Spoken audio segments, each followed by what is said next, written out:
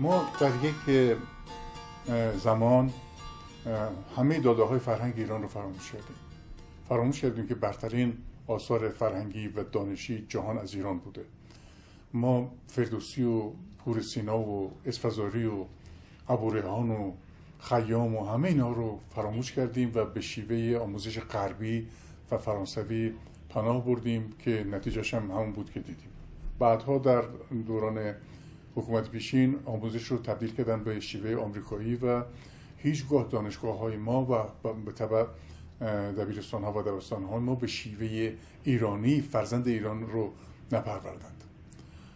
و یکی از کسانی که در به کار گرفتن این شیوه مؤثر بوده دکتر عیسی صدیق بود که البته وابسته به یک سازمان سیاسی جهانی و دیگران هم که او یاری کردن عضو همون سازمان هستند و خب طبیعیه که از دانشگاه تهران ما باید با دیدگاه اروپاییان به فرهنگ ایران نگاه بکنیم. این فرش ایرانی رو که این همه گل و بوته و نقش و نگار داره و زیر دست دخترکان ایرانی بافته شده باید از دیدگاه پروفسورهای خارجی، موسیقی ایرانی رو باید از دیدگاه نوازندگان خارجی. اون وقت این شیوه اصلا نمیگه که ما بنیانگذار جبر بودیم، ما بنیانگذار مثلثات بودیم، ما بنیانگذار هندسه بودیم پیشتر از اقلیدس. این شیوه میگه که جبر و مثلثات و هندسه و فیزیک و همه اینا از غرب برای ما اومده و بنابراین جوان ایرانی در خودش احساس یأس میکنه بعد نیاکان ما در جهان چه کردند. از جمله این اشخاصی که دکتر عیسی صدیق بود که یک کتابی هم در زمینه فرهنگ نوشته بود که کتاب آشفته. امروز من میفهمم، اون زمان دانشجو بودیم جرئت نمیکردیم، ولی امروز میفهمم یک کتاب آشفته بیسامانی است و این شخص نویسنده هیچ خبر از فرهنگ ایران نداره.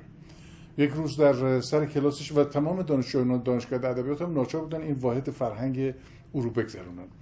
در سر کلاسش که مثل یک ژنرال نظامی در سر کلاس حاضر میشد، خیلی با تبختر و خیلی با خود برافروختگی و خودخواهی سخن رو کشون به سنگ نوشته های فارسی باستان و این کوشش هایی که راولینسون کرده برای خوندن اینا و این میگفت که یک اروپایی 30 سال از زندگی خودش رو صرف کرد برای اینکه سنگ نوشته های ایرانی رو بخونه.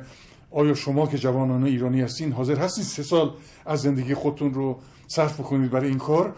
و چنان این با حرارت صحبت میکرد که از چشماش درخش میبارید و لذت میبرد از اینکه اروپایی ها این چنین کاری رو کردن.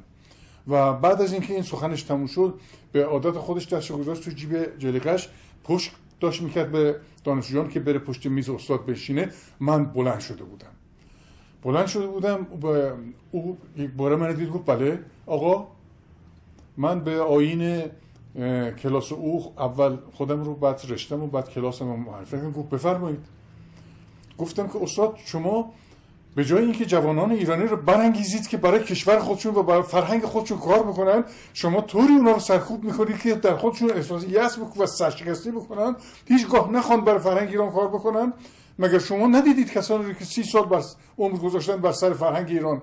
مگر فردوسی 30 سال برای زنده نگه داشتن فرهنگ ایران کار نکرد؟ به خدا که هنوز کفنش خوش نشده که اونم 30 سال کار کرد.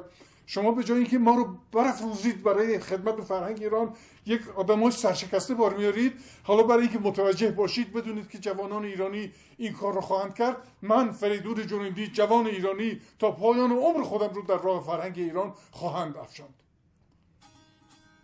عیسی صدیق سرش اومد پایین، یک چند لحظه به زمین نگاه کرد، بعد پشت کرد رفت به پشت میزش.